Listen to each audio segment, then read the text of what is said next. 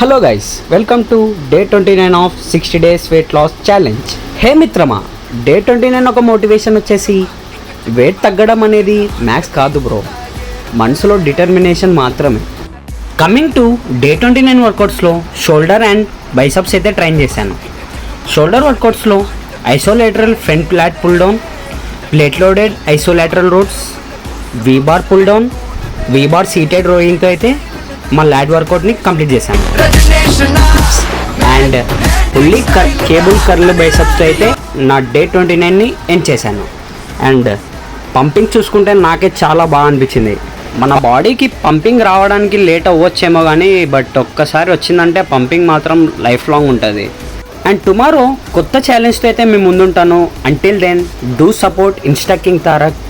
Thank you guys.